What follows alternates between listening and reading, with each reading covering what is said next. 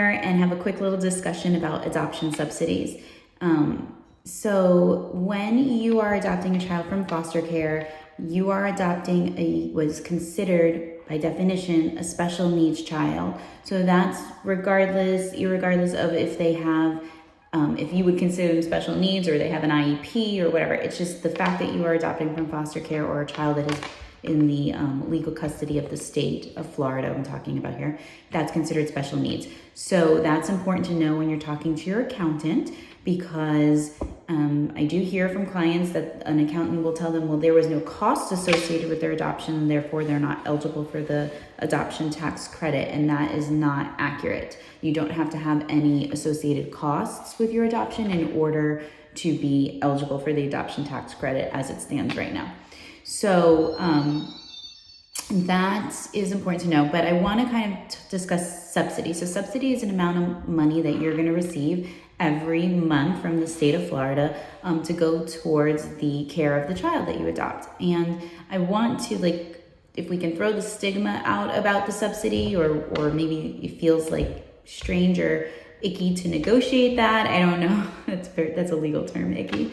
But a lot of my clients say to me, I would adopt this child without the subsidy. That's great, and I know you would, because the love is there and you love the child. Don't ever say that during the negotiation process, because that money is there to assist you with the care of the child and to cover the needs of the child and the future needs of the child, which is very important, because you a lot of times are adopting children that have experienced certain things, been in the NICU, been a drug exposure, different traumas. So there are going to be needs that come up. And I understand the pressure and the desire to just sign and be done. I know it firsthand because I signed those papers with my 7-month-old daughter that we had adopted. So she was really young and she was hitting her milestone. So we didn't really know or anticipate the level of care and different therapies and services that she would need into the future. So, you're not stuck at that rate that you had negotiated before the adoption. You can request an enhanced adoption subsidy post-adoption.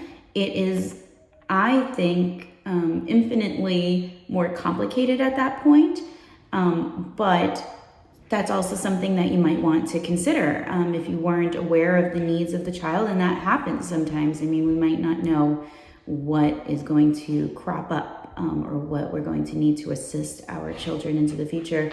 So that is something that you should reach out to an attorney to discuss.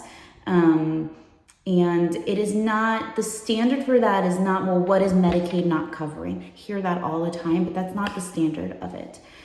So yes, Medicaid is covering a lot of services, I'm sure, but there are some that are not maybe being covered. And what I suggest is that you keep very detailed information. And when you set up that consultation with an attorney, with our office, you have all your documents. I want to see the IEPs, the medical records.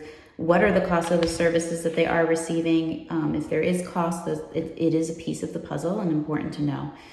So when you are hiring an attorney from the list that they give you, the attorney receives $1,000 up to cover the attorney's fees. Some cover the birth certificates with those funds. I do. And from that, they're also sometimes paying the filing fee depending on what county that it's being filed in. So your attorney is not receiving a ton of money to do this finalization, okay, to be realistic here. So, you want to make sure though that you're hiring somebody that at least is going to advise you about what subsidies and sit down and have a conversation with you about what subsidies you're receiving. And you really want to do that before you sign the subsidy agreement. So a lot of times you're signing those documents and you're picking your attorney after, but that's not advisable.